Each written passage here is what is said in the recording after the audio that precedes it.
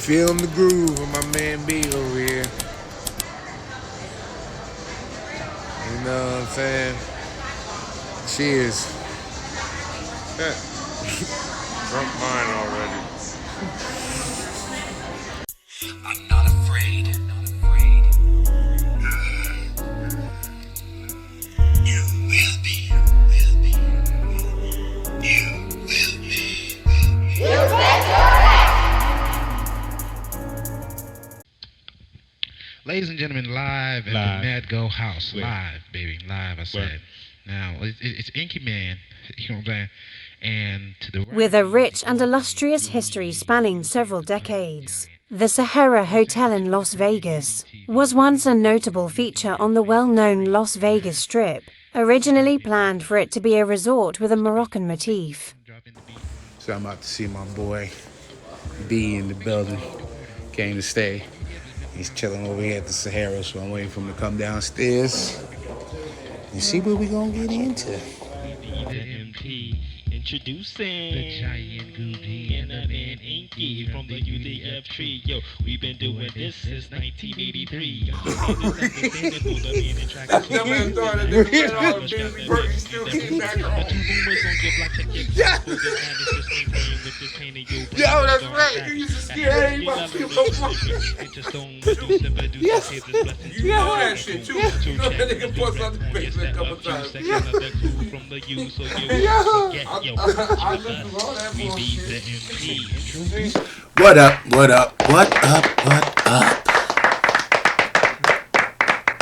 It's your boy. What's good with you? Happy hump day? Hump day. You suckers. So I have a question. It's the question. It's the question. It's the question. Come on. Now, if you're familiar with the Mandela effect, I saw this video and a guy was talking about the Mandela effect, and essentially what that is, my definition will be, is when you think something has been going on for many years, i.e. there was this Mandela effect where people thought Sinbad was in this particular movie as a genie, and they swear up and down it happened, but there's no evidence it ever happened, and even Sinbad denies that it happened. Well, I found another one. You ready for this? Here we go. If you know who the Jumpman is, you get a pair of Jordans. The logo that's there is supposed to be Jordan doing the dunk. If you get a pair of Jordans and you see the Jumpman, right? Does the Jumpman have on a pair of shorts? Or does the Jumpman have on a pair of pants? Think about it. If you got some Jordans, you're going to go, I'm sure, look at it and say, oh, you're going to see what I'm talking about. If you don't have Jordans, and you're going to try to figure out, you might Google it before I say what I'm about to say. I'm hoping you don't do either of those. Just come off the top of your head what you think it is, and then realize you're probably wrong, because it's this. Yeah.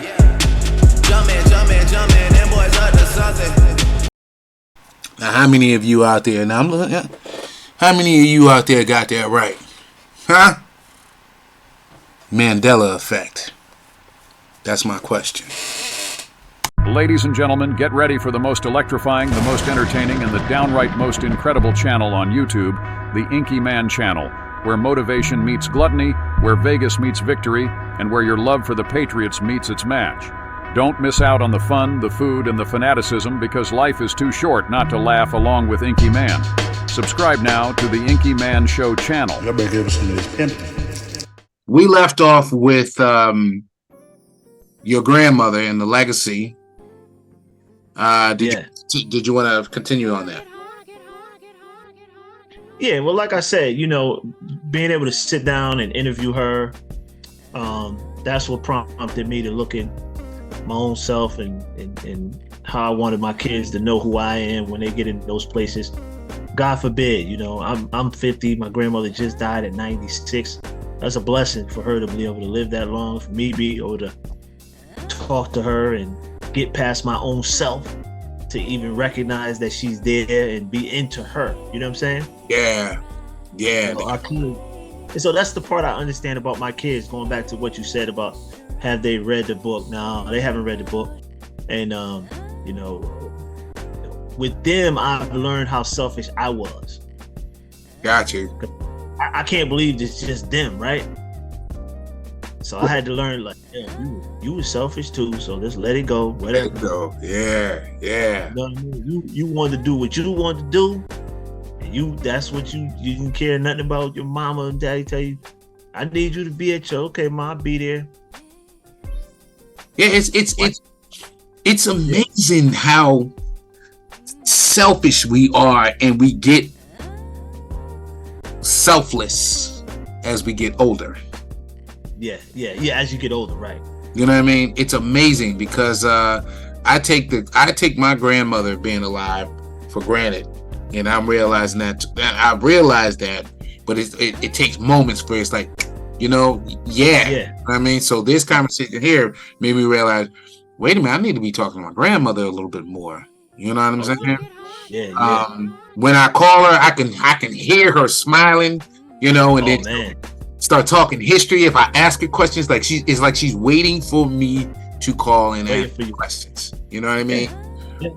And I'm so focused on other things that I lose sight of that until it's happening to me. So when I'm not hearing from my kids, it's like, what's going on? You know? Yeah, right. Why y'all ain't calling? What's going on with y'all? You know what I mean? But it's the same thing. Right. Same thing with my dad and my mom. Same thing with them. I talk to my dad a lot. My mom is very busy, but I do talk to her. But I talk to my dad more now than I've ever talked to him. You know what I mean? Right. And it's amazing how as you get older, you start to realize it ain't about you. It's not about you. You actually are supposed to be you're supposed to be giving of yourself. In order for you to be, I'll say this, the more happier I'm getting is because I'm focusing on the fact that I'm giving. I'm giving information. I'm giving. Man, you know, I got a buddy of mine that I walk with, and I'd be remiss if I didn't say this after you saying what you say. One of the things that he always says, he says, Daryl, my getting is in my giving.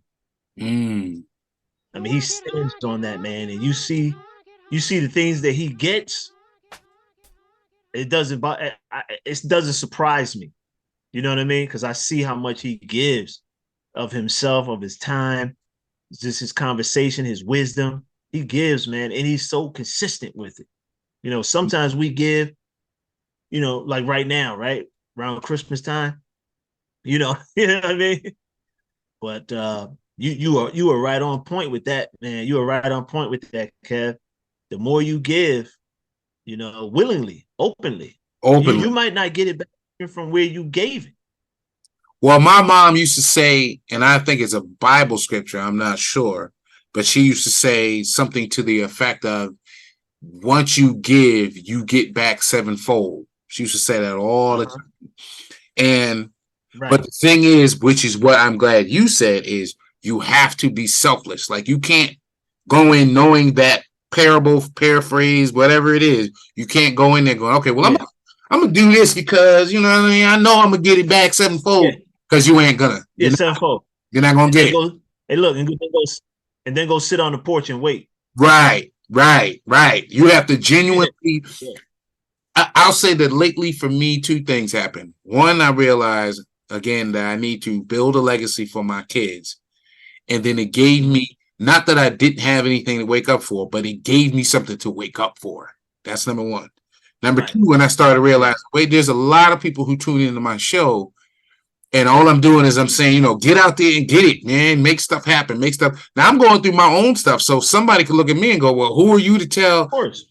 But the thing is, you don't have to be able to motivate somebody else. Is that right? Do you get motivated off this program? Do you have what it takes to motivate others? The answer, yes. Tune in Friday when we address your comments.